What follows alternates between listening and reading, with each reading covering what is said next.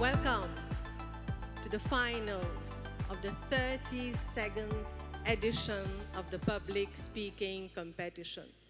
On behalf of the ESU President, Dr. Rajendra Kolapu Bangari, Vice Presidents of the ESU, and members of the Executive Committee of the English-Speaking Union, I thank you, all our guests, sponsors, educators, parents, participants, and supporters for your presence this morning.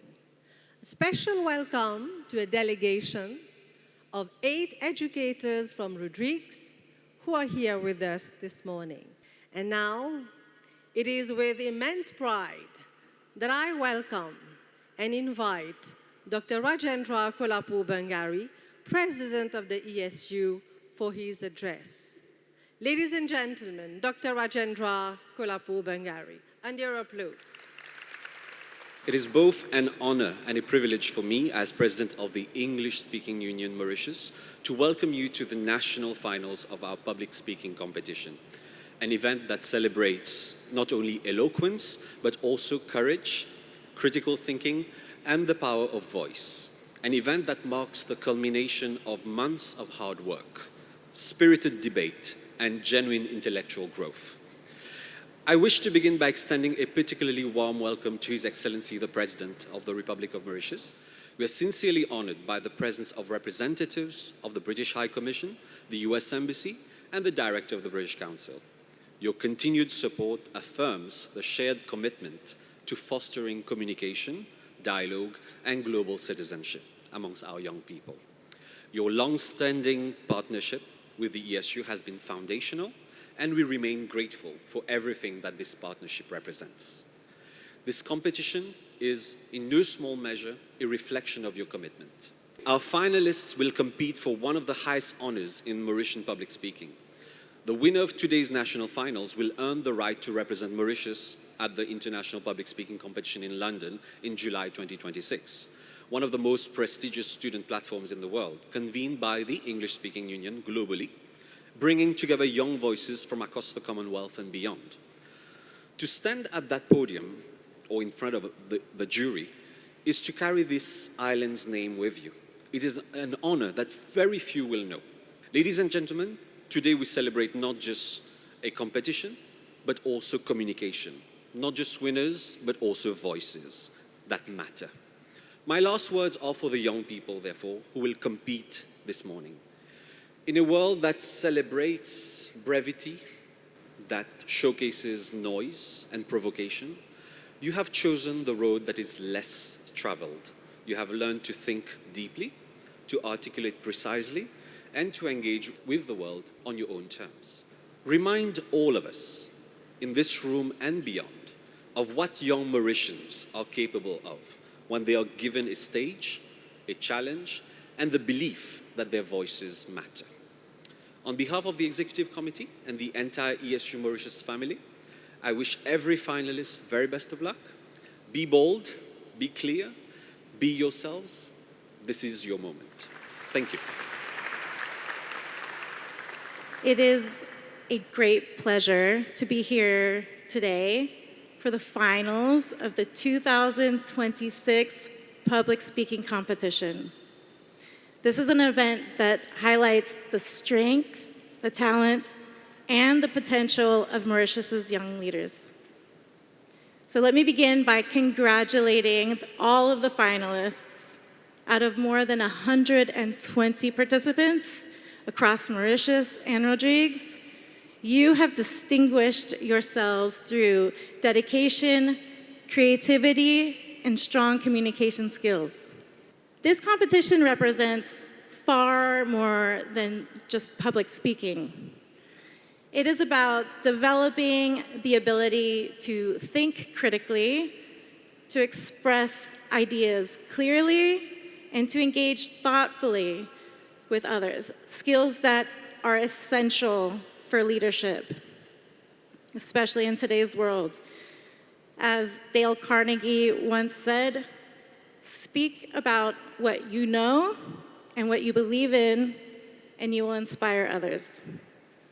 This is at the heart of effective communication: authenticity, conviction, and clarity. This year is especially significant for the United States because we mark the 250th anniversary of American independence.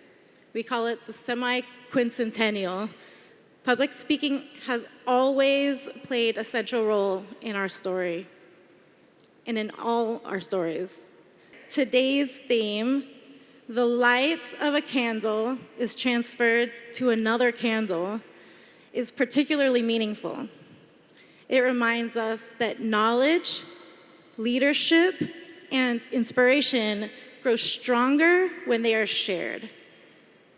Each of you has the ability to carry forward that light through your voice, through your ideas, and through your actions. And to our finalists, as you take the stage today, remember that effective communication is not just about speaking, it is about connecting, influencing, and inspiring. So I wish you the very best of luck today as you present your ideas. May you speak with confidence, clarity, and conviction. Ladies and gentlemen, it is now my utmost privilege to invite His Excellency, Mr. Dharam Gokul, GCSK, President of the Republic of Mauritius, to address us. Please join me in giving him your warmest welcome. Ladies and gentlemen, the President of the Republic of Mauritius. Thank you. I wish to express my sincere appreciation to the English-speaking Union, the Embassy of the United States of America, the British High Commission, the British Council, the Charles Telfair Education, Curtin, Mauritius, for organizing the Public Speaking Competition 2026 edition. Ladies and gentlemen, since its inception in 1994, the competition has established itself as a well-structured, prestigious, and enduring platform within our educational landscape. Its main aims are fostering communication, critical thinking, expression among our youth through this initiative. Today's national final mark yet another important milestone in that progression. The theme selected this year for the preliminaries as well as today's final round invite in-depth reflection, critical engagement, and thoughtful articulation. Our finalists are therefore called upon not only to present ideas, but to analyze, interpret, and challenge them, and to express them with clarity, confidence, and conviction. I'm particularly pleased to note the participation of both public and private secondary schools, including one from Rodrigues, in today's finals. I would like to join my voice to the appeal made by the President for more participation, for more engagement.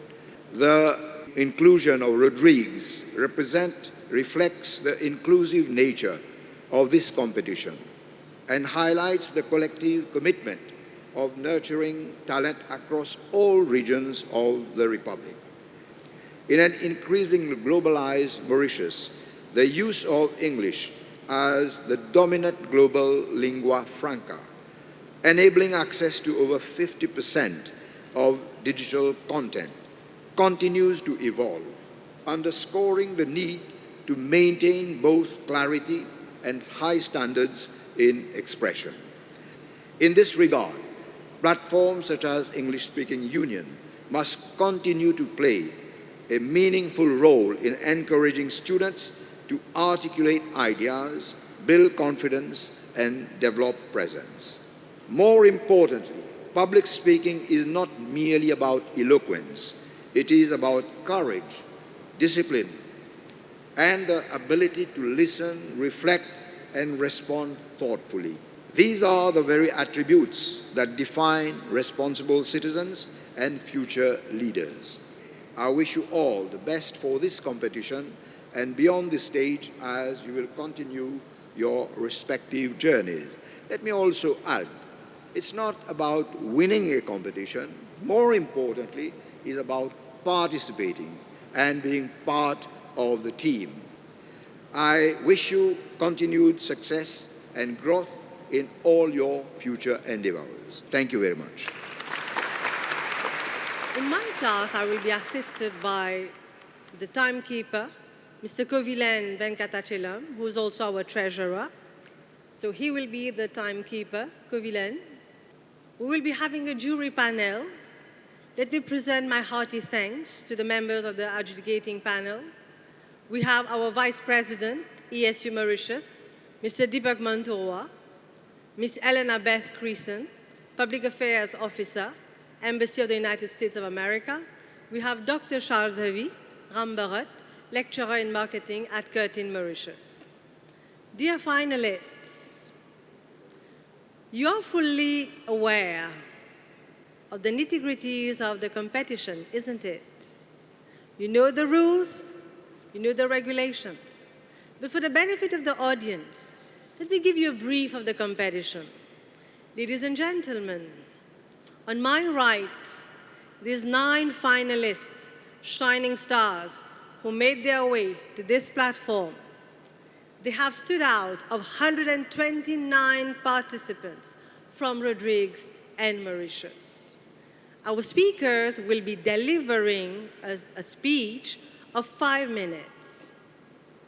On the international theme, the light of a candle is transferred to another candle.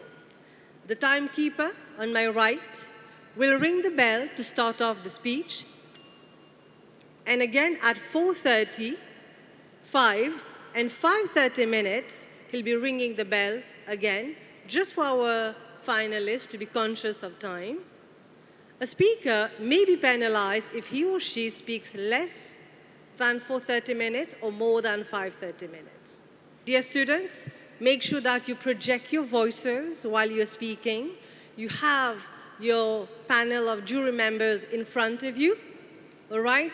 If they can hear you, it's equal to the fact that everybody has heard you, all right? Speeches will be followed by a 3 minutes Q&A. We will request at least 1 question from the judges, perhaps 2, why not? The audience is also encouraged to ask questions. So I'll be introducing the first speaker. I'll be calling out your number first, your name, your school, and the title of your speech. So speaker number 1, who's going to open the floor today, is Mithil Malu. Mithil Malu from Royal College, QPIP, and the title of his speech is Born to be Alive. Mithil Malu, ladies and gentlemen.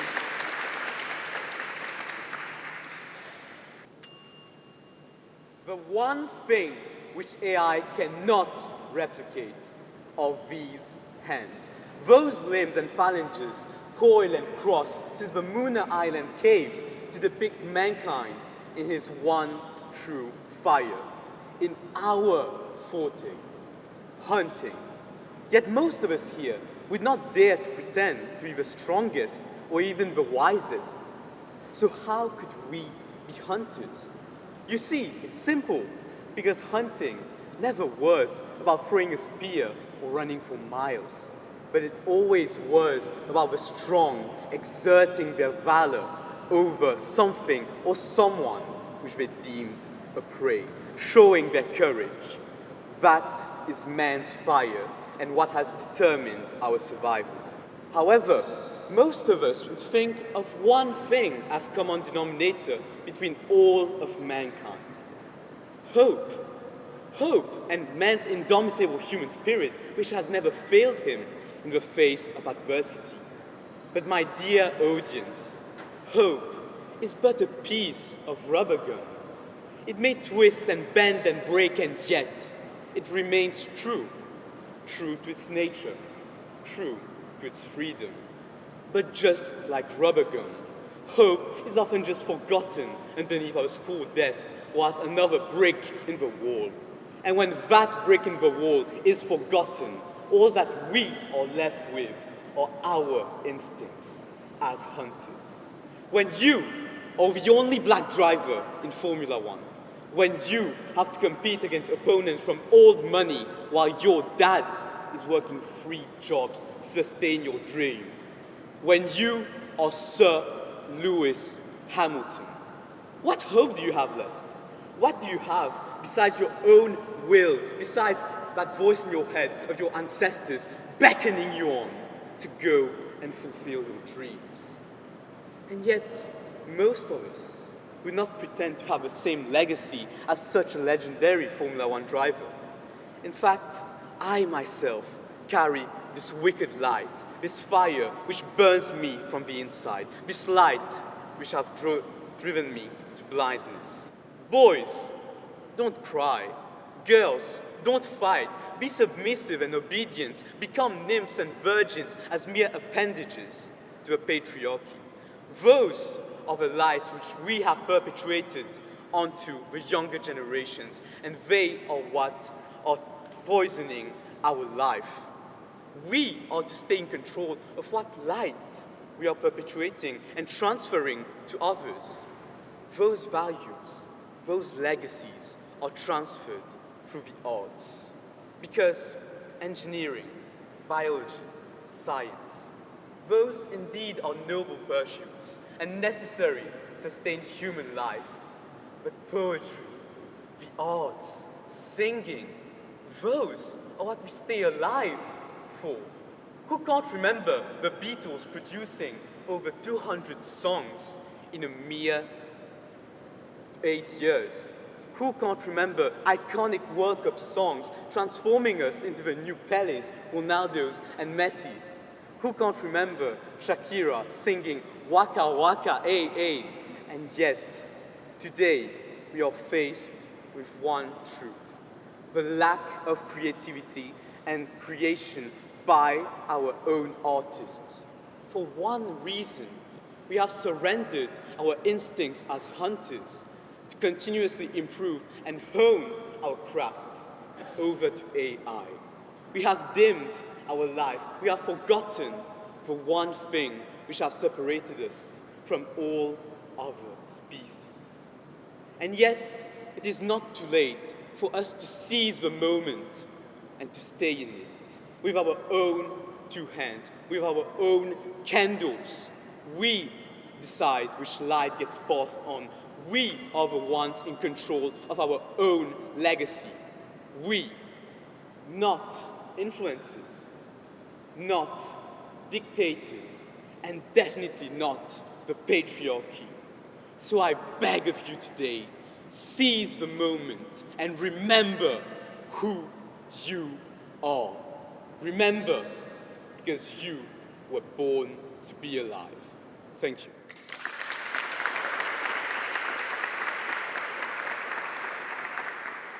You have mentioned about the legacy left through the arts. As a youngster, as a student, do you believe that nowadays the adults, do they consider arts as really important? So you mentioned the arts, right? The arts, yeah. So I believe that many adults today have forgotten about the arts, about the beauty of the arts rather, because we consider the most worthwhile economic pursuits to stem from science, engineering, architecture, but not about creating songs, reciting poetry. Those values are left undetermined because they do not have a worthwhile economic value in our contemporary society. And so I believe that adults have not forgotten the value of the art, but rather that it is stifled under layers of capitalism and materialistic values. And that in that prism, if we start to consider not money, but rather the enlightenment of our own experience, of our own instincts, or even of our own values, which guide us through our daily life, only then will we be able to all remember the value of the arts. Thank you for your question. I want to know, you mentioned several times this concept of hunters, and at the beginning you talked about identifying the prey. Can you tell me a little bit more about what your identification of prey is? That idea of hunting actually stems from one instinct that we all have.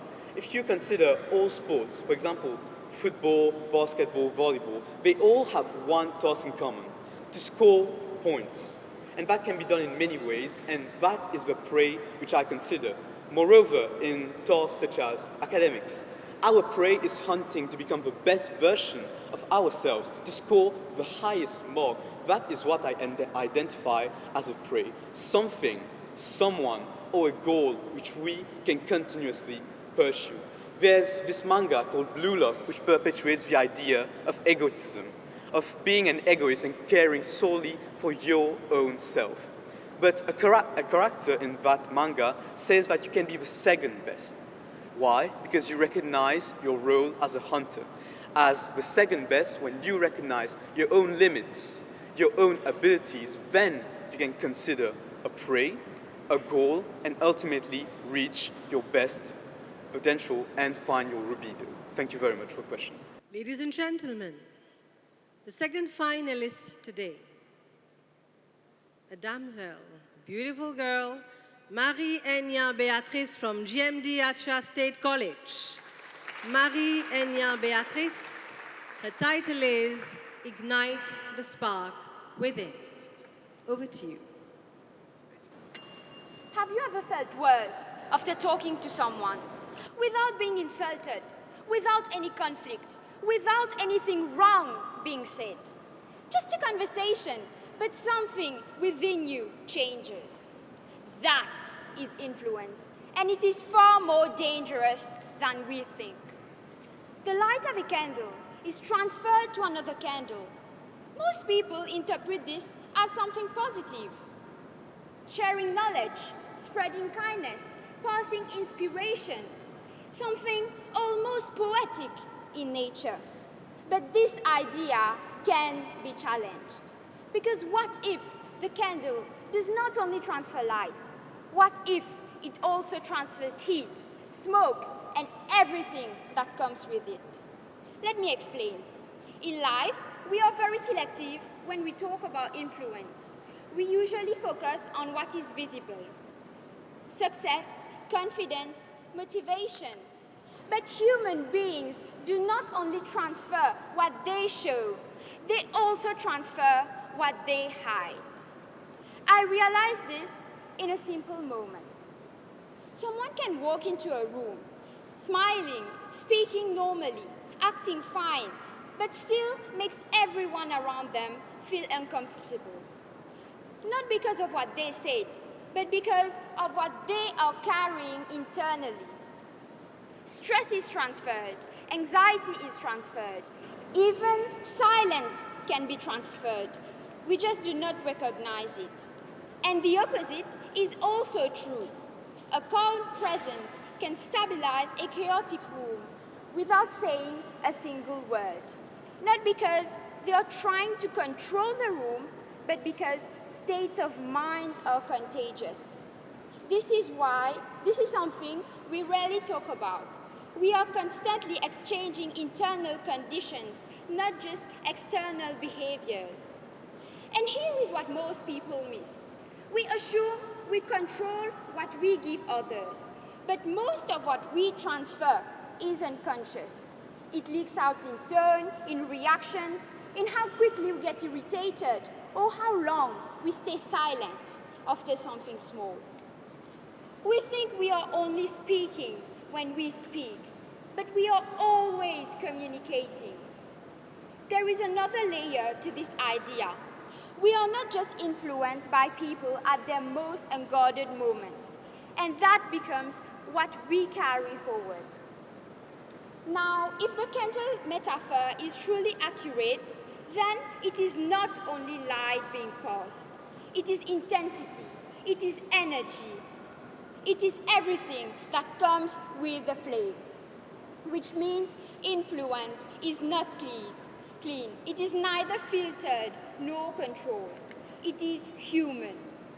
That is why sometimes we leave an interaction feeling heavier, even if nothing bad was said. And sometimes we leave lighter, even without knowing why. So You cannot fully control what others take from you, but you can still be the source. You are still the candle. So when we say the light of a candle is transferred to another candle, we are only telling half of the truth. The other truth is that everything inside the flame is transferred too.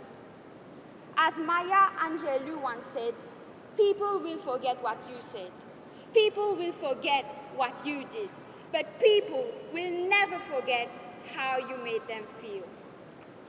So ladies and gentlemen, since influence is unavoidable, let us all be the person who spreads encouragement and positivity. You will be remembered for the flames you leave behind, because you are not just lighting candles, you are shaping flames that will burn long after you are gone. Thank you.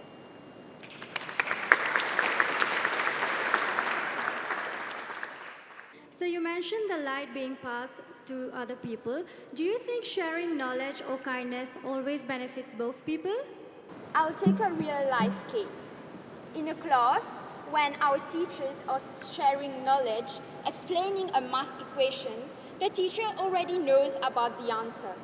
But we are the one who are endorsing what the teacher is teaching, because the teacher has already been experienced. However, if we as the future generation are teaching our younger cousin, our younger brothers or sisters, it is a two-way. We are also learning from what we are teaching to the other person. Do you think that mindfulness or meditation should be taught in our schools in Mauritius? As Jean-Jacques Rousseau mentioned, every man is born free, but we are chained everywhere we go. You see, society shapes us to follow a certain routine.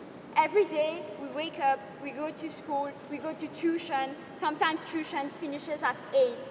We are tired, we are stressed. Therefore, yes, I believe that schools should teach about meditation, how to talk about our feelings, how to know how to balance what we feel to be able to perform better. Let's say that schools do not promote meditation and yoga and so on, as Mr. Ashish mentioned. How would you, as an individual, promote your own social emotional well-being? You see, school is not only about academics. It is about friends. It is about the interactions we make every day. As a student, as an epitome of the future generation, I would help my friends. I would make campaigns. During activity periods, I would encourage others to talk about how they feel. Because, you see, we live in a rat race society. We all want to be laureates. We all want to perform well. But we do not. Therefore, I would encourage my friends to talk about their feelings. The third speaker from the hills of Muka, Miss Tarini Ramdari. Miss Tarini Ramdari from Le Bocage International School, and the title of her speech is "A Spark Carried Forward." What happens to my voice after I speak? Will it stay the same, or will you all grasp something slightly different? Maybe a word, maybe an idea, or maybe absolutely nothing. But sometimes something stays, and I hadn't realized the importance of that something until one particular moment. Ladies and gentlemen, members of the jury, good morning. I remember auditioning in front of my peers to decide who would represent my school at this year's public speaking competition. I had practiced, I had rehearsed, and I honestly thought I was ready. But the moment I stood on that stage, everything disappeared. Every word, every line rehearsed, gone. And all I could do was stand in the silence of humiliation. Not because I had forgotten my speech, but because I had lost this golden opportunity. And that moment did not define me, because my teacher did not see the version that I saw. Where I saw failure, he saw potential. Not because I was ready all at once, but rather because he believed I could be ready. And that belief eventually became something I started to carry forward. It wasn't a boost of confidence all at once, but it was a small spark that ignited within me, that gave me the courage and the confidence to stand before you all today. And eventually, I realized that this wasn't simply my story. Because as Socrates once famously quoted, "I know that I know nothing." A quote that anchors in our generation, which acts as a reminder that even though we humans believe that we know everything, our knowledge has been discovered long before it reached us. And this truth has never been more visible in our generation. Recently, BBC conducted a survey which reveals that 8 out of 10 students use AI for learning. Yes, 8 out of 10. So let me ask you all this. If all of your knowledge stems from social media, websites, textbooks, are you ever truly the source of that knowledge? Because your ideas may travel across this island. Your voices might reach people you'll never meet. And this just goes to prove that everything we have been carrying has been discovered, reshaped, and reformulated long before it reached us. And this is the ultimate contrast. Because we humans believe that, on one hand, we are independent, original, self-made. But on the other side, everything we do, think, or say has already been reshaped by someone else. And if I'm honest, for a while, I believed that I carried something that belonged to me. That was my confidence, my courage, and my voice. But here's a little secret. None of it belongs to me. My voice was built by my parents. My confidence was strengthened by my teacher, who refused to allow one moment of failure define who I was. And I became the person that I am today, with those opportunities that pushed me forward to be heard, seen, and acknowledged. And what I am delivering right now is not just simply my speech. It is a result of everything that has been given to me. All those workshops, all of those comments, those feedbacks, this is what I'm presenting in front of you all today. Because even though we believe that everything we know comes from us, it doesn't. And like the light of a candle that moves from one candle to another, the flame doesn't belong solely to that first candle. It just simply moves through it. And that is all we are. Not creators of a flame, not owners of a spark, just simply the bearers of it. And as the girl who once stood in silence because she forgot her speech, I stand before you all, using my voice, sharing my ideas. And I didn't find this voice on my own. It's because my teacher helped me find my source of spark. And whether you realize it or not, we are all subconsciously doing the same thing. A small act of good morning, a small behavior, someone is always observing you. You're always leaving a mark on someone else. Because believe it or not, action is one thing that everyone observes, but your voice is something that everyone hears. So as we all stand today and sit as members of the audience, I want you all to realize that yes, you are leaving a spark on someone, but the real question is, what do you intend on leaving behind? And that is how your spark is carried forward. Thank you.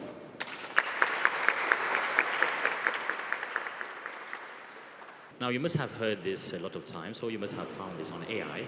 The greatest fear of human beings is the fear to speak in public. Now, right here today, apart from you, finalists, I believe that many in the audience might be having that fear, be they students or adults. Now, what advice would you give them to get back that voice? What would be your advice to these people who fear public speaking? Thank you for your question.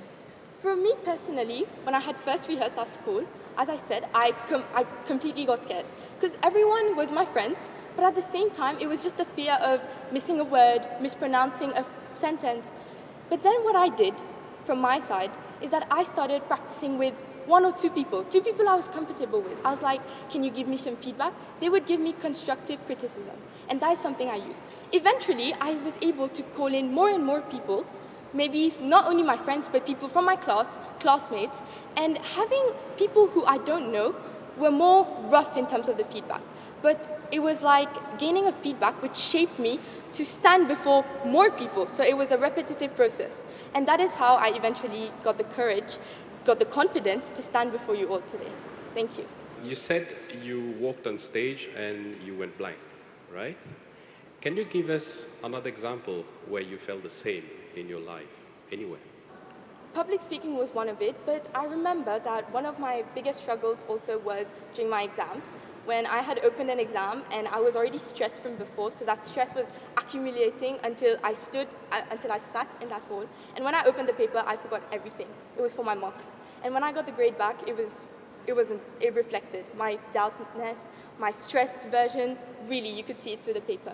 But then what I did is that I would practice a lot of breathing exercises, and eventually when I sat for the actual finals, which were like, I think a month later, I was much more calm because I realized that I could unlock my best version when I was calm.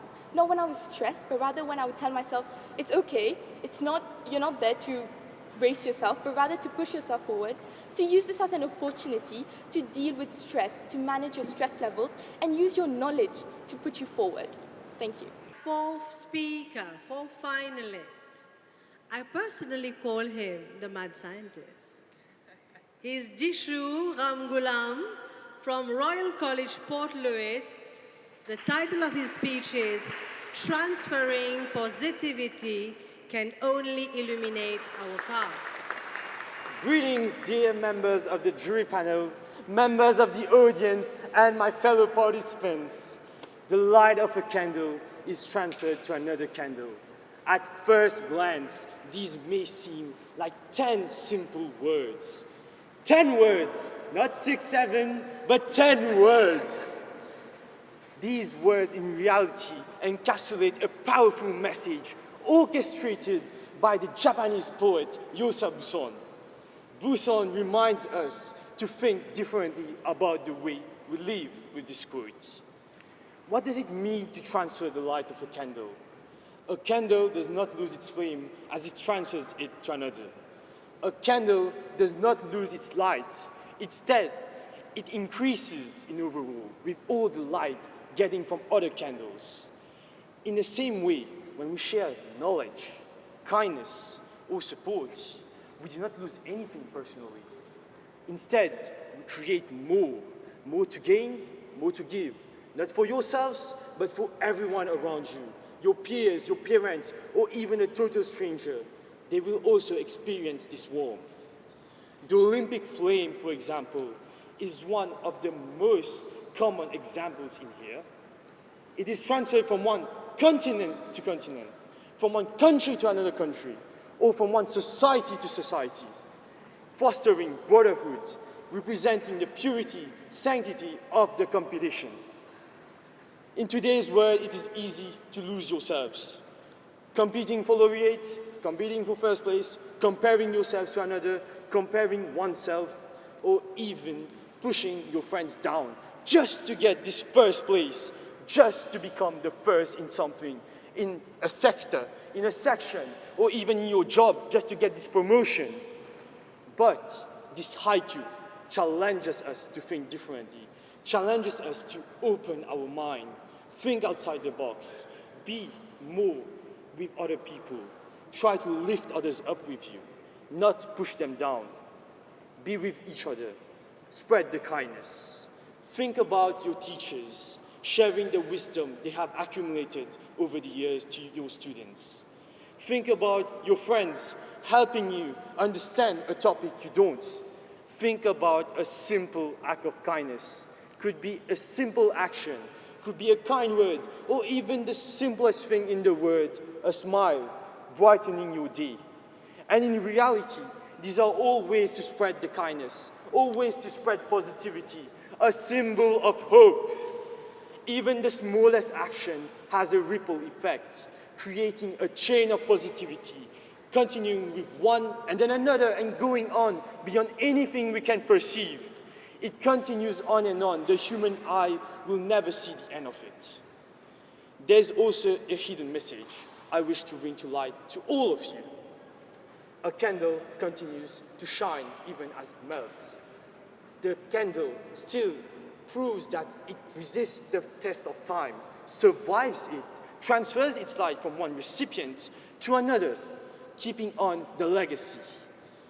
And there's also the act of selflessness, sacrifice, or even, if it requires the effort, still giving it. The most impactful people in our lives do not expect anything in return from us. They give it to us by their own accord.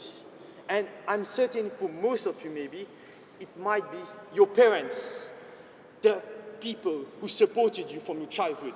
It might be a total stranger. Anyone in the world could be supporting you without ever knowing.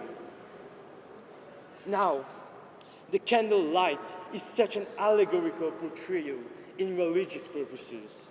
Candle light for Jesus Christ, the light of the world. In Buddhism, candles are lit to celebrate the wisdom of the Buddha. In Judaism, candles are lit at the start of the Shabbat. In Hinduism, the light represents the victory of light itself over the darkness. And in Japanese culture, candles, lanterns are lit to guide the ancestral spirits to their resting places. Imagine a world where there is no fight, nobody against each other, full of kindness, warmth, and even knowledge, helpful, a utopia. And the best part is, we don't have to wait for anyone to start. We could be the first candle, the first one to spread this warmth. So today I want to leave you with a simple thought. Who can you share your light with? Can be anyone, your friends, your peers, your parents, or even a total stranger. Because at the end of our journey, the light we share does not diminish or halve, it increases. It would be really great if all of you could take the pledge to share the light, spread the warmth. Thank you for your attention. What kind of light do you think you can share with others? In my personal opinion, how I am, I share light really easily since I'm really extroverted. It can be anything, even a niche interest of yours. For my personal example, at school, I'm into Yu-Gi-Oh! I shared this knowledge, shared this light to my peer, to my own teacher, my biology teacher, and he's now into the game himself. So really, it could be anything you're sharing. Without realizing it, you're sharing, you're spreading the light by itself. But for me personally, it would be a niche interest because I'm really nerdy. Thank you. Do you believe that a person, an autistic person, would they also be transferring some kind of light to the society? That's a wonderful question. Thank you. I don't know if any one of you watched The Good Doctor, but we have an autistic main character, and he is really talented in surgery. He actually is very knowledgeable, and we see his character developing, sharing his ideas to everyone, saving lives. So really, even if you're autistic, it doesn't make you unable to share the light. It actually makes you more reactive to it. You can share it, but in a different way. Maybe people won't understand on the spot, but they will when they see the reaction or even whatever is happening in there. So it actually comes to you after some reflection. It doesn't come on the spot. It will come maybe after 5 minutes. You won't know. Maybe after one day you're going to be like, oh yeah, I'm dreaming on my bed, and then, oh, now I understand what he said. It's for everyone. The light you share can be shared to anyone, even autistic people, even disabled people. Everyone is eligible to share the light, the legacy they have. Thank you. Thank you. Our fifth finalist, all chirpy and bubbling. Please welcome on stage, Gia Deljic from Queen Elizabeth College. The title of his speech is Misdiagnosed Endings. This is not the speech I intended to give. I actually came here with a much more edgy idea, the flames of hate. But the last few days had a different plan for me. On Saturday, my dad fell ill, and I found myself in that dreaded ICU waiting room, left alone with my thoughts, and I did some reflecting. You see, I'm not remotely close to being a deeply philosophical person. I'm actually very scientific and rational. But I found myself struggling a lot to interpret this theme, because unfortunately for me, it was straight out of a Philosophy 101 handbook. But it's funny how quickly things change. because I found myself confronting a thought I hadn't planned for. Maybe philosophy isn't reserved for niche. Maybe even the most rational minds, when pushed far enough to question what they take for granted, can also dabble in this world. And that's when the idea of light started to make sense to me. We often think of someone's light as something deeply personal, their fingerprint, entirely their own, and we assume that when they're gone, their light vanishes with them, or at least that's how quickly we diagnose it. We see it in the way we speak of loss. We lost them, as though everything they once stood for vanished with them. When a teacher falls, we mourn their lessons. When a leader falls, we mourn the vision. When a parent fades, we mourn the warmth, as though everything lived and died within a single person. But perhaps this is where we completely misunderstand light, because light, by its very nature, does not belong in one place. It travels, it lingers, it imprints itself quietly on everyone. This poet, Maria Rainer Reich, once wrote, "Love consists in this, that two solitudes protect, touch, and greet each other." And maybe that's exactly how light is being transferred. It passes gently from one life to another, not lost, but transferred, not extinguished, but continued in ways we even often fail to notice. If you look closely at the anatomy of a human, you realize that we don't all begin as sources. We begin as a lit flame. We begin as receivers, gathering every lesson and value we get along the way to shape who we are. We all love to believe that our ideas are entirely original, that everything is invented by us. But if we trace it back, we see the fingerprints of other flames. Consider the work of Maria Montessori, an educator. And she had this very simple but radical philosophy that children are not vessels to be filled, but rather minds that absorb the environment. That learning is not always taught, but often caught. And that perhaps does not stop in childhood. In fact, it continues every day in our lives.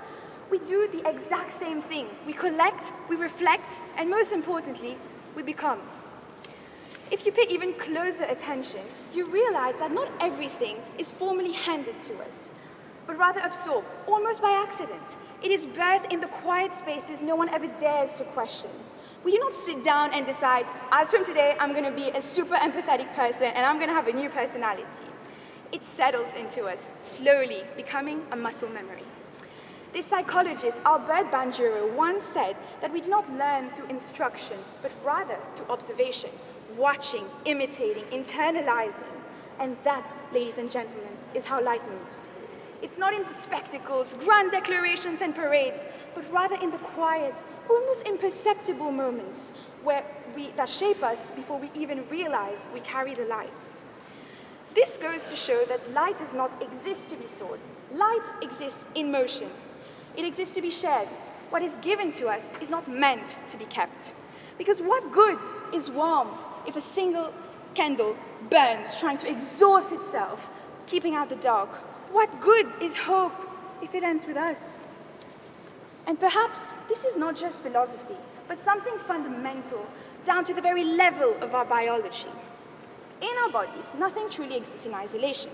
Energy is constantly being transferred, repurposed, carried forward, always moving. And this physicist, Edward Schrödinger, once said that life is something that sustains its own order by the continuous energy exchange with its surroundings. I know that sounds insanely complicated, might fly over your head, but it's actually quite simple. Nothing stays still for long, like Shakira. And light, in its own beautiful metaphorical sense, behaves the same way.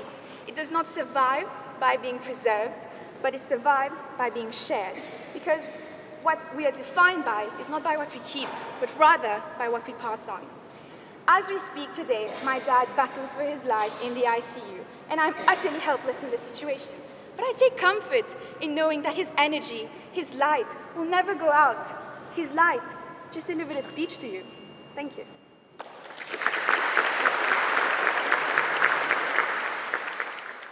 So the title of your speech was Misdiagnosed Endings.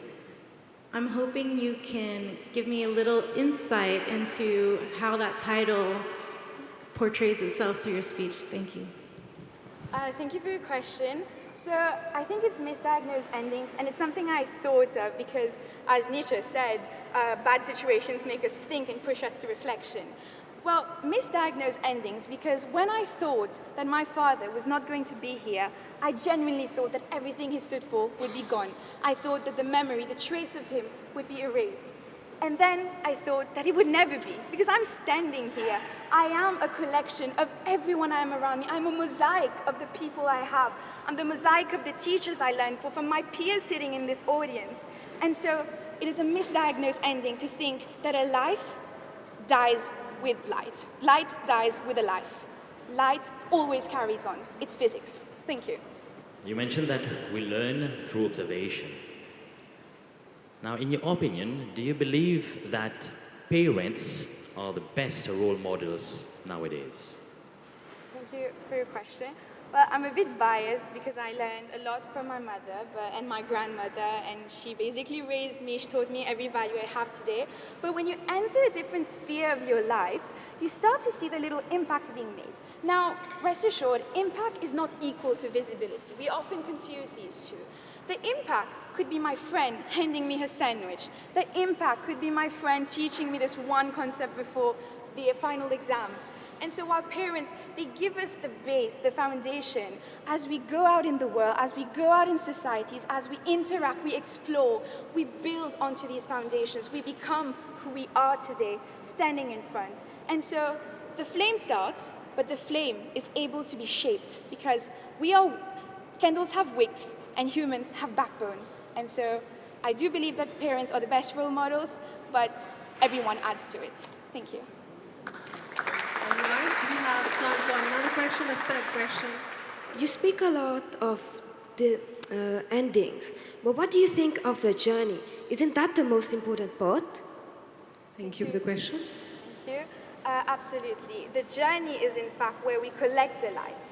I want everyone to imagine your life, as a mosaic. So it's made from the same materials, the same experiences, but the way it's arranged is completely different. And in the end, we get two completely different portraits. The journey for me is actually arranging these pieces, becoming who we are. And through the journey, we gain that knowledge, we gain that passion, we gain our identity. But in the end, nothing is lost. And that's what I was trying to convey through my speech, that our experience shapes us and it lives on because light never dies. Ladies and gentlemen, let us now welcome our sixth candidate. All calm and serene, please put your hands together for Emerald Hassan from Lighthouse Primary and Secondary School. Emerald Hassan. The title of his speech is, "Your light was never meant to stay with you." Your light was never meant to stay with you. Let that sink in. I want to tell you a story. You see, I had this friend, someone who was always there but almost invisible. The kind of person you look at and think they've got their whole life completely figured out. Meanwhile, mind you, the rest of us are still trying to figure out what's for lunch. At first, we were just acquaintances. We said the usual stuff like, hey, how are you? I'm fine. Small talk that disappears the moment it's spoken. But over time, I started to notice something. A silence. Not the empty kind, but the heavy kind. The kind that presses on you, makes the air feel thick, makes your chest tighten. I hesitated. Because who was I to notice? Just someone who had recently walked into their life. It's not my place, I told myself. The silence didn't go away. So one day, I decided to stop overthinking, and I sent a simple message. Are you okay? And days later, they told me something I'll never forget. You're the first person who's never judged me, and I thank you for that. And in that moment, I realized something. What felt like a small flicker to me was a flame to them. What felt like a few seconds of courage became hope in someone else's life. And that's the power of light. You see, the issue is that often we live like our light belongs to us alone. Like it is something to protect, something to hide, something we might lose if we give too much of it away. So we keep it to ourselves. Our kindness, our words, our actions, not realizing that in doing so, we leave others standing in the dark when all it would have taken was us. But history tells a different story. You see, Martin Luther King Jr. didn't keep his voice to himself. In 1963, standing on the steps of the Lincoln Memorial, he delivered the I Have a Dream speech to over 250,000 people at a time, when speaking out loud could have cost him his life. You know why he did that? He did that because there was a fire in him. A fire that could not be contained. A fire so strong, so relentless, that to keep it inside would have consumed him. A fire burning for justice. A fire burning for equality. A fire burning for a future where people will not be judged by the color of their skin, but by the content of their character. He shared his light, despite threats and despite fear. And in doing so, he didn't just speak, he ignited an entire nation. Then there's Oprah Winfrey. In 1986, she launched the Winfrey Oprah Show, rising from a childhood marked by poverty, hardship, and silence, experiences that could have easily kept her in the dark. But she didn't let her past silence her. She instead turned it into a light. And by sharing that light, she ignited hope in millions who thought they were alone. She did not just build a platform. She created a space where millions could feel seen, heard, and understood. And that's what light does. It spreads. It doesn't wait until everything is perfect. It doesn't ask for permission. It simply reaches from one person to another. And when you share your light, you don't lose it. You multiply it. So stop waiting. Stop hiding, because your light was never meant to stay with you. It was meant to travel, to reach people, to change lives. And no, you don't have to change the whole world today. Start with one person, because 1 becomes 10, and then 10 becomes 50, and 50 becomes 100, and suddenly your small act becomes something unstoppable. And this is where it becomes real. Because somewhere right now, someone is sitting in the dark, smiling on the outside, but struggling on the inside, waiting for someone, something, anything, to remind them that they are not alone. As Albert Schweitzer once said, at times our own light goes out and is rekindled by a spark from another person. In other words, no light is meant to burn alone, because even the strongest flames need another to keep them alive. So be that spark, because your light was never meant to stay with you. It was meant to outlive you. Thank you.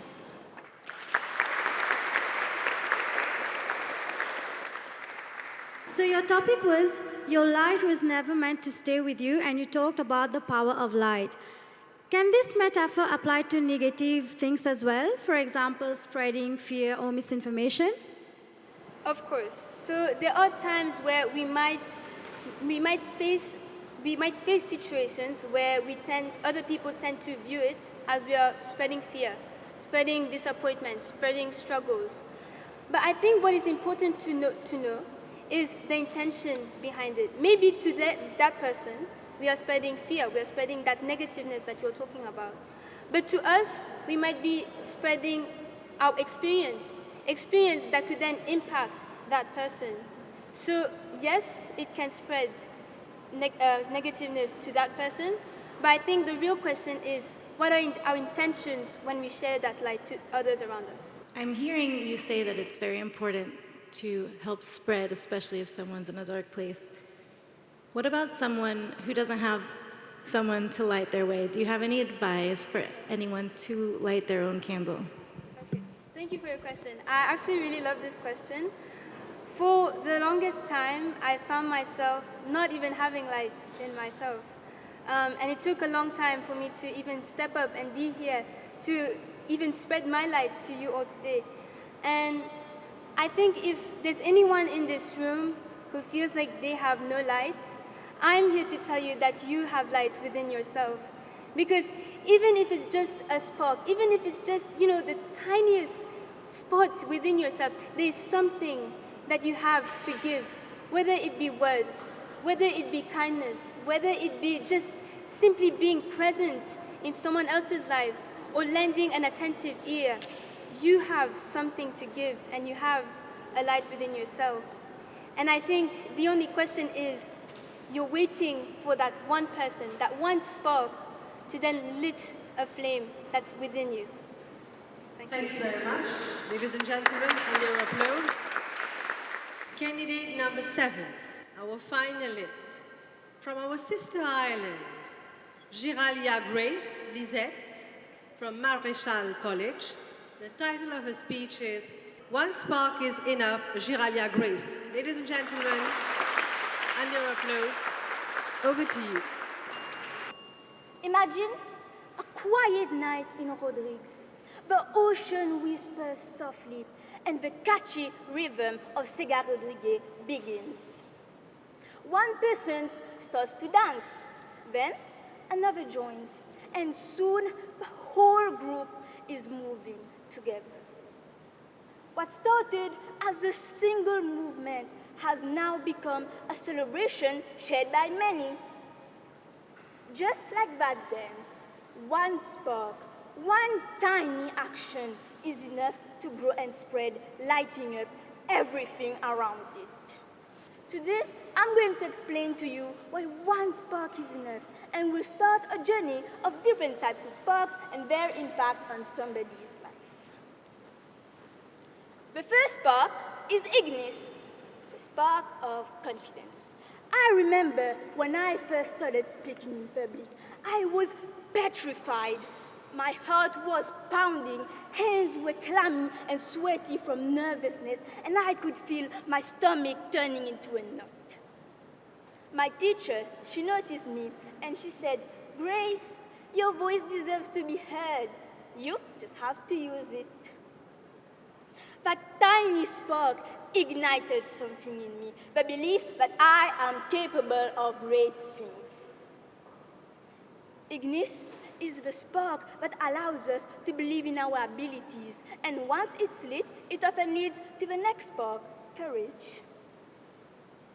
Next comes Fortis, the flame of courage. Courage doesn't always roar. Sometimes it's silent, like answering a question when everyone else in the room is quiet, or giving a speech in front of a crowd of strangers, and believe me, my heart is dancing the cigar faster than my ancestors ever did. But that's the thing about courage. It doesn't mean you're nervous. It simply means you decided to move forward anyways. Take me, for example. During the competitions back in Rodrigues, I did not have an ounce of bravery in me. But seeing all the other participants go out there gave me the strength necessary to also go on that stage and give it my all. This showcases when one person demonstrates courage, it lights up the bravery in others. Because courage spreads just like a spark. Now, think about Rosa Parks, a woman of color who stood up to her oppressors, now leading to thousands standing up for their rights until today. But what about you? Yes, you sitting in that chair. Will you have been able to activate your forties and been able to fight for your rights also? Finally, we have Lux, the light of kindness. Kindness is often the quietest spark, but to be honest, it might be the most powerful. A simple smile, a word of affirmation like, "I believe in you," a helping hand when someone needs it. These small actions can travel far enough where we can't even imagine it. Now, remember that confidence sparks courage. Courage sparks action. And in the end, action sparks kindness. So if you forget everything else I've said so far, just remember 3 small words: Ignis, Fortis, and Lux. If the Latin confuses you now, just remember the important part. confidence, courage, and kindness. Each one of us carries a spark. It might feel small or hidden, but sparks are contagious, aren't they? So go on, start your spark, pass it on, and who knows, today's tiny flicker could become tomorrow's wildfire. Thank you for your attention.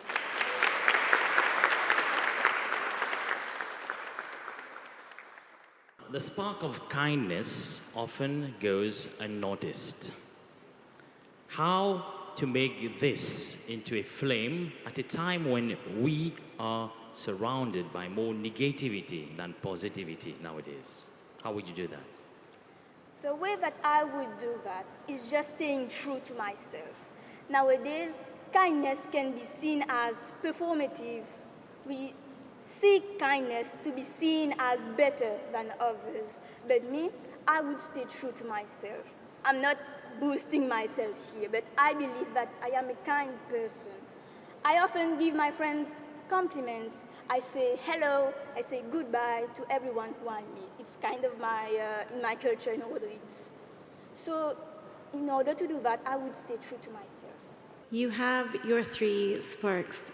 I want to know, where does it fit in the concept of opportunity or lack of opportunity, and how would you address that with your idea of these 3 concepts? Thank you.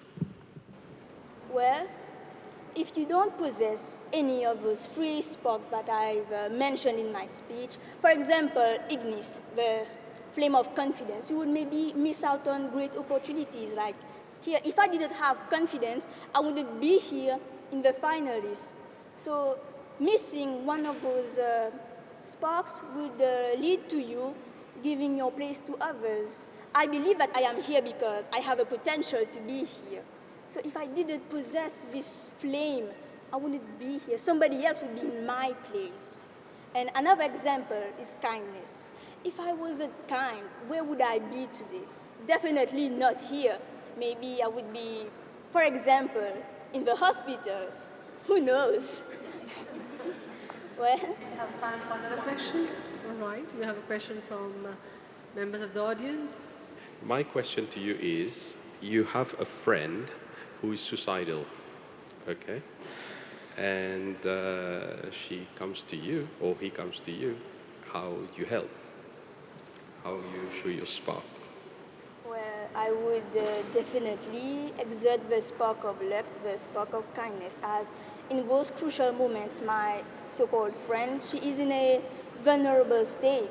So I would need to be kind, I would need to be patient towards her. Teach her that life is worth living. There are good things out there. There are better opportunities for her to stay here. So yes, I would just be kind. Thank you, Shiralia. Ladies and gentlemen, under applause.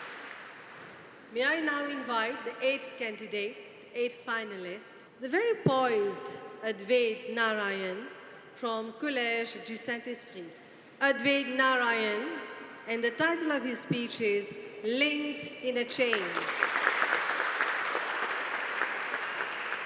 There is a moment, and I believe every person in this room has lived it, where someone believed in you before you believed in yourself. Maybe it was a teacher who handed back an essay with more praise than you deserved. A parent who stayed up late at night trying to help you with something they barely understood. Or a stranger who said at exactly the right moment, you can do this. You didn't earn that. You didn't ask for it. It was simply given. That's what I want to talk about today. Not wax, not fire, but the incredible human act of passing something forward. Of saying, what I have, you can have as well. And I will be no less for the giving. We are living through an age of extraordinary anxiety about scarcity. Scarcity of opportunity, scarcity of status, scarcity of success. We are surrounded by this quiet, corrosive belief that the world is a competition with a fixed number of prizes, and that if you help someone else win, you lose. This belief is everywhere. It is in the colleague who withholds information to protect their own position. the expert who obscures their knowledge in complex jargon so that no one else can access it, or the leader who surrounds themselves with people smaller than them so they always appear the tallest in the room. And I understand that impulse. I do. In a world that too often feels like a zero-sum game, self-preservation makes sense, but it is wrong. And history relentlessly and beautifully keeps proving it wrong. In 1854, a young man named James Clerk Maxwell arrived at Cambridge with a mind that moved faster than anyone around him. He could have used that mind to publish alone and build a private empire of discovery. Instead, he corresponded with everyone. He explained his work in plain language to scientists who couldn't follow the mathematics. He built on the work of Faraday, a man with almost no formal education, because he saw brilliance that the establishment had overlooked, and he refused to let that go unacknowledged.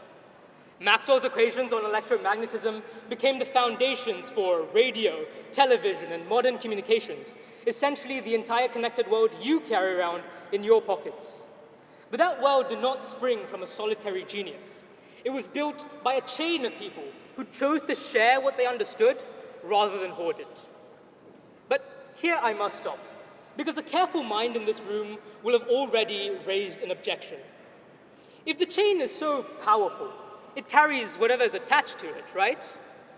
The same mechanism that carries wisdom also carries poison.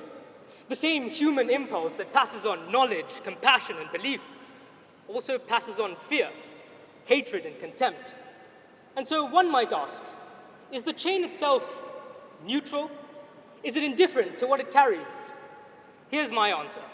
The difference lies not in the act of connection, but in what that connection does to the person it reaches. Genuine inspiration, the kind worth passing on, always enlarges the person it touches, making them more capable, more confident, more free. Hatred does the opposite. It corrodes, convincing people that their worth depends on diminishing others. It does not build a chain, it builds a shackle. So the choice in the end is simple. What kind of link do you want to be? There's a phrase I keep returning to from the philosopher Albert Schweitzer. He says, in everyone's lives at some point, our inner fire goes out.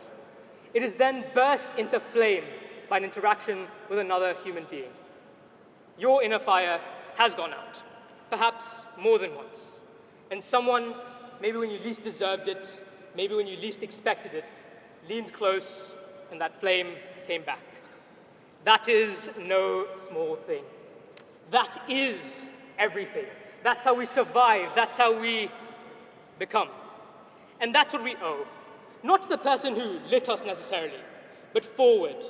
Always forward. We are all, every one of us, links in a chain that stretches further than we can see. People we will never meet gave things to the people we love, who gave things to us, who will give things to people not yet born. That chain is civilization. That chain is love. That chain is humanity. Keep it going. Thank you.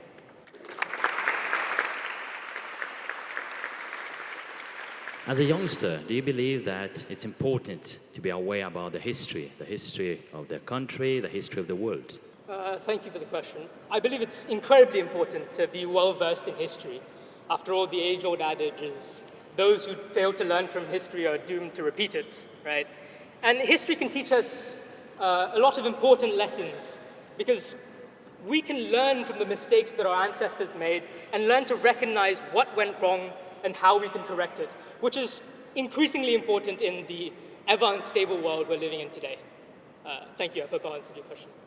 You talk about a chain as this never-ending, connection forever. My question to you is, how do you make that one with the concept of conflicting knowledge when there's a feeling of being pulled in different directions from different influences or knowledge or different chains, if you will? I think it is ultimately up to us to recognize the good influences from the bad influences. Take the cost of living crisis, for example. You can have two different leaders who propose two different mechanisms. One will blame it on a minority or the immigrant community and seek to diminish others while blaming all your problems on them. The other will actively work to try and solve the problem with you included. So the choice then is up to you. Which one do you believe and which one do you want to follow? Hopefully it is the latter. Thank you. Kate Thompson from the British High Commission.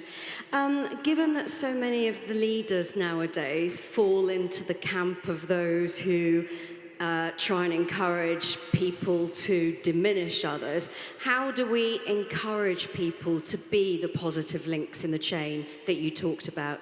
Thank you for that. I say speak truth to power, right? So whenever you see something that you don't agree with, call it out. Don't stay silent. Whatever it is that is going on, it can be changed, and history has proved that no problem is too big for humanity. And in the case of leaders, we, the population, ultimately are the ones with the choice. That's the whole beauty behind democracy. So if you see a leader that you don't agree with, the simple choice is to vote. Vote for change. Vote for the person you want to see lead the country and drive your population to a better place. Thank you. Thank you, Andre. Thank you very much. Ladies and gentlemen, under applause. The ninth and the last speaker of today's final, the very passionate Damini Ancharaz. Please welcome Miss Damini Ancharaz from Quartier Militaire State Secondary School. The title of her speech is From Flicker to Flame. I gripped his hand. His breath was shallow. I could feel him slipping away. My uncle, my guide, the one who taught me patience, to see the small things in life. Then, his final breath. Silence. Void. My world collapsed.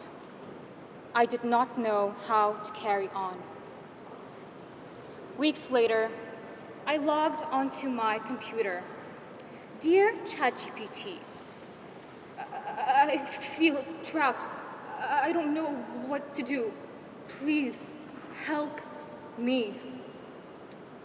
Like many teenagers, I reached for a bot instead of a human. I was searching for a light in the dark, for someone to see me. But the response I received did not ignite anything. Definitions, a string of superficial advice, no comfort, no warmth, no presence. Somewhere in me, my hope began to flicker. Members of the jury, ladies and gentlemen, good morning. This is not just about me. 16-year-old Adam Rain reached for a chatbot. Hours before he lost his life, he typed questions no human saw. He was searching for a flame, but his flicker was extinguished. Teachers, parents, friends, when a student grows quiet and avoids eye contact, you notice. Your presence passes the flame, not a machine, not an algorithm. You. Because when human connection is missing, something else replaces it. Machines can answer, but they cannot feel silence or ignite hope. Even in the darkest moments, people show up. They pass the flame.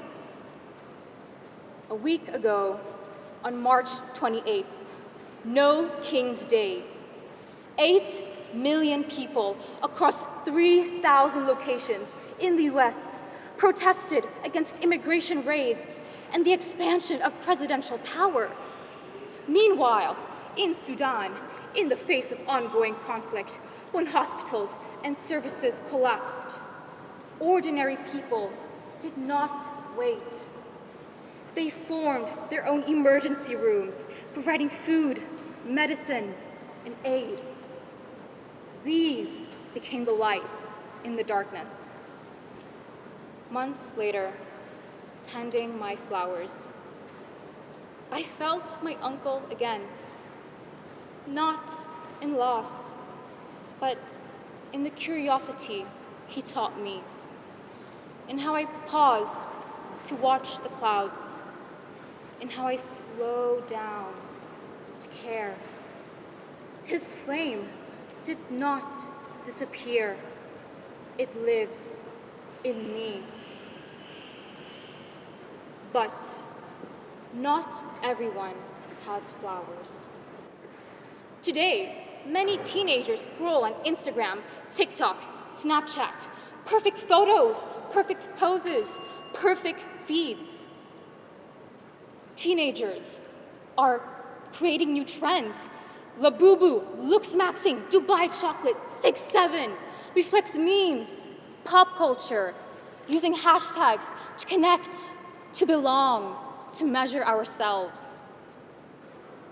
But behind the feed, someone may be quietly struggling, smiling online, but hurting in real life. Someone whose flame is flickering and no bot can pass it on. Somewhere, someone will type into the darkness. Will they find your flame or just another bot? Thank you.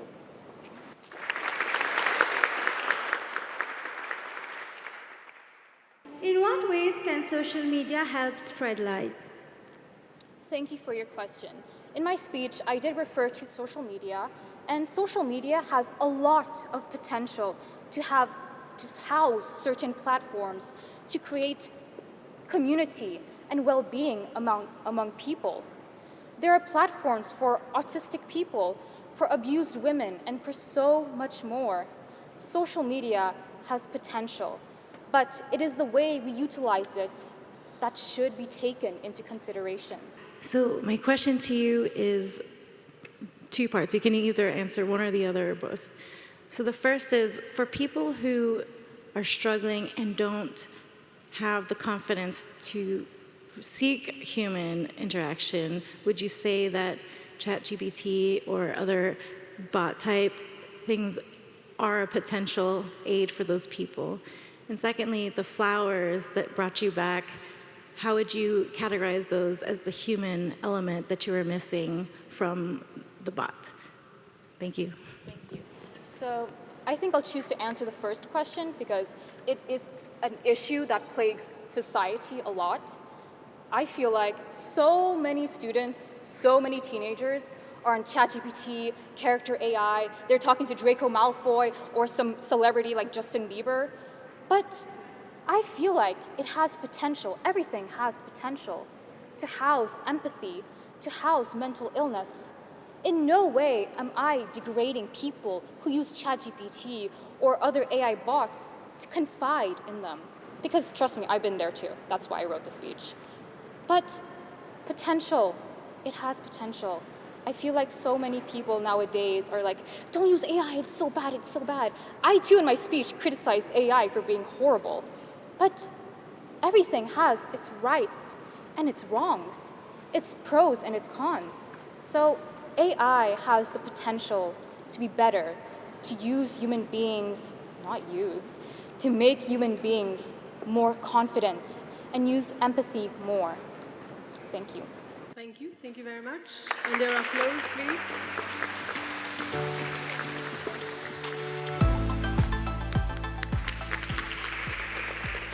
Ladies and gentlemen, dear students, it was indeed a very hard task. Frustration, disappointment. Unfortunately, this is what the feelings that 8 of you would have to feel after the results. I'm not here to announce the results. She will be doing so. But you must have noticed that we had questions for each one of you, whether me or the two ladies sitting next to me. Does it mean that we had already prepared those questions? Well, wrong. Every question has been made based on your speech, based on the spot. Some people might believe that we had already prepared the questions. No. They are here on the spot. And as opposed to what my president mentioned, I mean the president of ESU, okay, he has been here throughout, from the preliminaries to the semifinals, seeing your progress. I haven't been here. They haven't been here. And this was done on purpose so that we listen to you for the first time here. And this is how it's going to be in London for the one person representing ESU Mauritius. This is how it goes. We had to maintain that neutrality all along.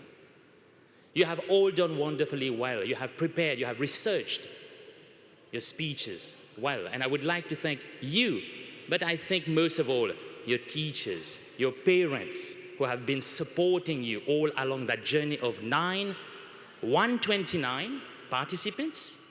But before that, there have been so many selections being done at school level. So the figure doesn't align. It's not 9, it's not 129. It's more than that.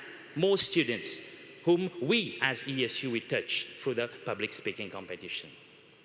The small factors that determined the winner from the second from the third, the fourth, whatever it is, have been very minute details.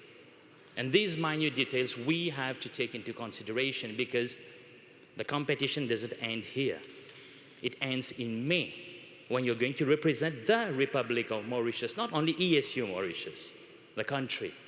So we have to ensure that we are sending a worthy ambassador to the competition. Ladies and gentlemen, we have a set criteria to follow up on. It's very important to understand that. All the students are way above the criteria. It's not about just like listening at one go. Unfortunately, that's a very long criteria. I think that we need to reduce that, but it has been very hard. And it's only based on that we determine who becomes first, second, or whatever it is. So thank you, congratulations to all of you, to all the other students who are here, who might have participated, or who have just been here as audience. I hope that the flicker has been a flame now. Thank you very much, Vice President. So may I call Damini Ancharaz from Quartier Militaire State Secondary School, please, finalist. Damini Ancharaz. Jia Daljit from Queen Elizabeth College, finalist.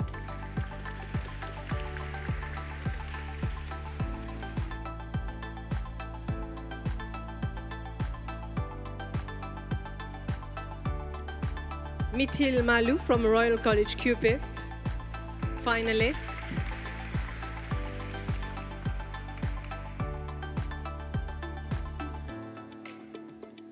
Jishu Ramgulam from Royal College, Port Louis.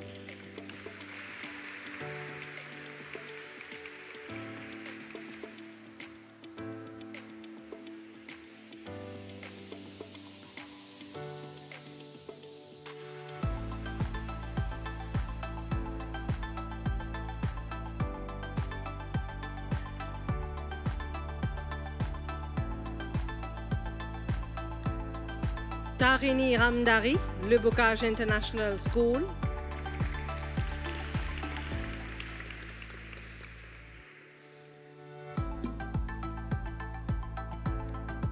Marie Enya Beatrice Person.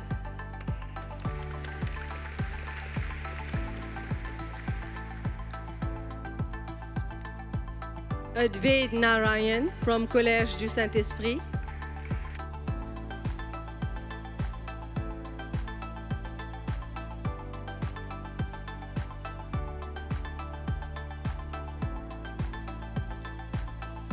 Dear audience, may I now inform you that I will be calling the name of the runner-up and automatically you will determine who will be the winner.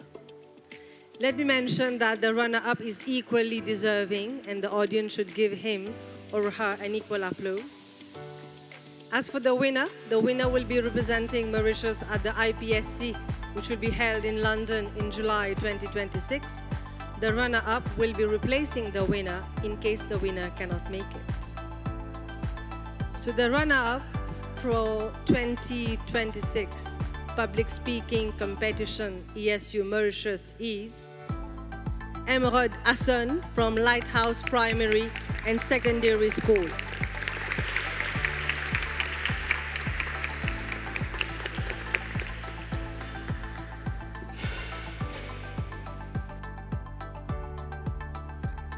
So this brings us to the last name that stood out the first. Please make space on the stage for a beautiful girl from the island of Rodrigues. Giralia Grace Lisette of Maréchal College, the winner, the grand winner of the public speaking competition 2026 ESU Mauritius. Hearty congratulations to Giralia.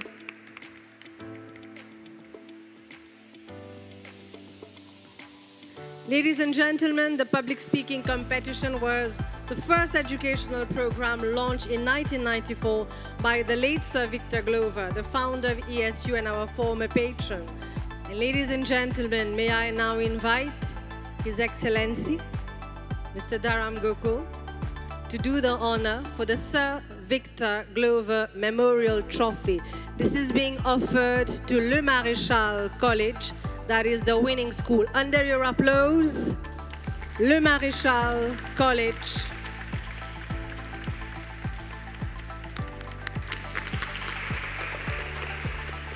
May we invite the educator to be with her as well? I didn't think I would win, and winning has been such an opportunity. I am very grateful for my parents, my friends, my teachers, everyone who has been with me along of this fascinating journey towards winning at the end. And it hasn't been an easy journey. It took a lot of determination, a lot of confidence, and a lot of hard work also. I saw the topic that was provided to me. A lighted candle passes the flame to another lighted candle. I sat down and thought, what could possibly represent this? When I looked at my community, the people who supported me during the semi-finals, and the way that I arrived here, it all made sense. They all carried this special spark inside of them, which made it possible for me to be here today. I am personally very emotional. And behind the success of our student, Grace Giralia Lisette, is the whole English department. Since the competition in Rodrigues, we have been preparing, working, training, reviewing her speech, working together as a team to make her the grand winner today. So I do hope that next year as well there will be a grand winner from Rodrigues, and wish Grace all the best for her journey to London to represent Mauritius in the grand final in London. We were really impressed with the amount of engagement and preparation that the students provided. And I must say that the level was really impressive. The students came very prepared, they were confident, they expressed themselves very clearly on the topics. And the one thing I want to say also about the competition is that it's not necessarily only about finding one winner, it's also to provide a platform for students to be heard, to be able to have their voices heard. And this particular competition gives them the opportunity to really express themselves with clarity, with confidence, on a platform in front of audience, an audience that is usually strangers.